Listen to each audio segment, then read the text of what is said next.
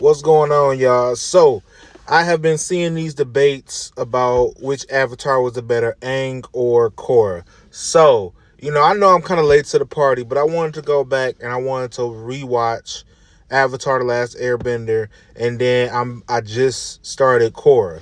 So, I'm not a fan of Korra. I'm going to say that going in, but I'm going to try to be completely biased. All right. So, I went in, watched Avatar: The Last Airbender, and what I did was I took like notes. I took notes on the whole series, and with those notes, I compiled a way that I'm going to compare Aang and Korra. All right. So the categories are as follows: elements.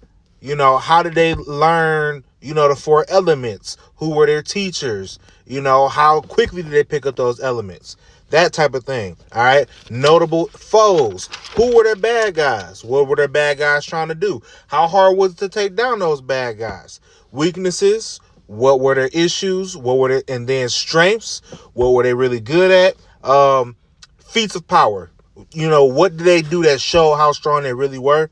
And then the last category is miscellaneous stuff. Stuff that I think doesn't really fit into the category, but I feel like is important to note because it'll tell the true story of who they are. So, like I said, I just finished Avatar: The Last Airbender, just started on Korra. So let me get my breakdown of Aang and, Avatar: The Last Airbender. Let's start with elements. All right, first of all, air. He's an air nomad. He has mastery by the age of 12. I mean, that's pretty straightforward. Earth, he learned from Thoth, who is also the creator of metal bending. After his initial setbacks, because obviously it's hard for any avatar to learn their opposite element, whatever is opposite their personality. So after he got past that, he picked up earthbending really quickly. I think he picked it up in like a few days. Water. His masters were Paku and Katara. I mean, for the most part, he picked up waterbending really easy, like the basics. He picked up those quicker than Katara. Like when they found the waterbending scroll, and I think they were practicing like the water whipping, he picked it up super quick, and Katara was having trouble with it, and it was pissing her off. So, I mean, eventually she did become his master, but I mean, he picked up waterbending pretty quickly. And then fire. I mean, if we being honest, when he first tried to learn fire from Zhang, he picked it up super quick. But the problem was he got too cocky with it, and he didn't respect fire, and he burned Katara. But then he goes back, and he learns fire from the original masters, the dragons.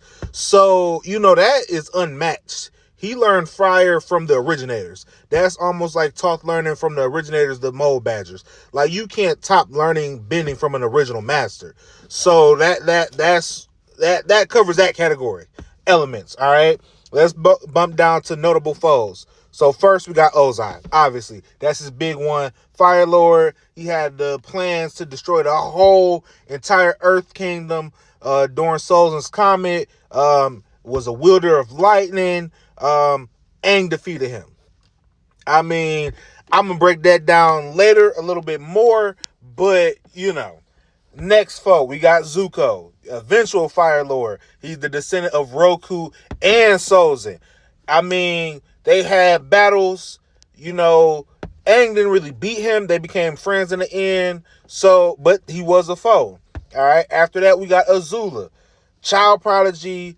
She had the blue fire. And if you know anything about fire, blue fire is like one of the hottest fires. So she had that.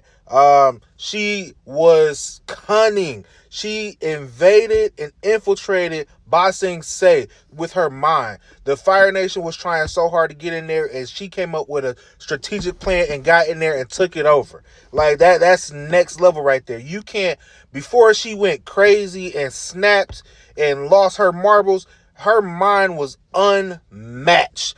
Zuko told his uncle straight up, I'm going to need help taking her out. I'm going to need help. I can't do that by myself. But when he got there and saw that she had lost her marbles, she's like, oh, no, I got this. So, but you can't underestimate Azula. In the end, I mean, hold on. I forgot something. Hold on. But, she had a cheap shot on Aang, almost ended the complete almost ended the Avatar life cycle by hitting him with that lightning when he was entering the Avatar state. At this point, we already know if you die in the Avatar state, the entire Avatar bloodline is donezo. She almost ended it single-handedly right there in that moment. Luckily, Katara was able to heal him with that water. But you can't underestimate that. The cunningness, all of that. She was on that. Katara ended up taking care of her, so you can't really get that victory to Aang, but that was one of Aang's foes. All right. After that, we got, whatever you want to call him, Combustion Man, Sparky Boom, whatever you want to call him. The assassin that Zuko sent after them to capture Aang. That you got to add. He was a problem. And if it wasn't for Zuko, honestly, he might have got the job done. Zuko saved him in the end. Sokka with the boomerang is what really, was the cherry on top. But you got to mention him. And then the final foe that I got on here is Hama, the OG Bloodbender. She the one that started it all. And she tricked Katara into learning bloodbending and having to use bloodbending to stop her. You got it. Yeah, Katara is the one that handled that, but she had the game messed up with that bloodbending. So you got to put some respect on her name. All right. Now we're going on to weaknesses. Aang is overly emotional. An example is the opposite situation. You trying to blame Toph for Appa getting stolen. You spaz out going to the Avatar state.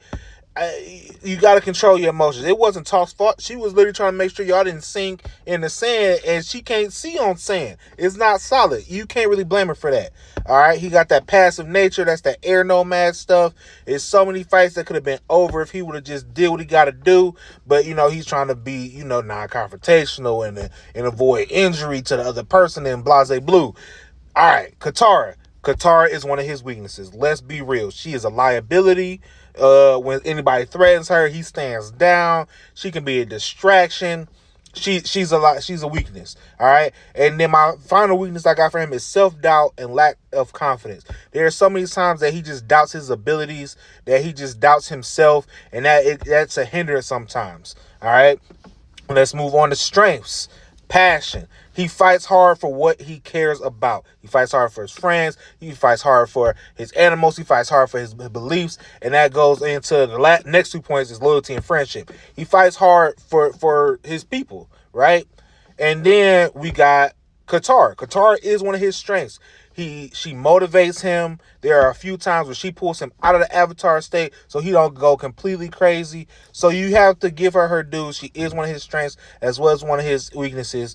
One of his strengths, he is unmatched in airbending. There is nobody that is touching Aang in airbending in either series. I don't care what nobody say.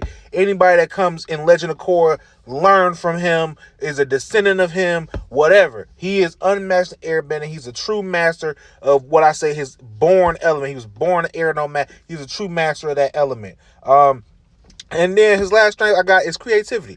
He comes up with unorthodox ways of defending himself, defending his friends. I mean, everybody said you got to kill Ozai. He came up with a whole different way of winning that war by energy bending and taking his bending away.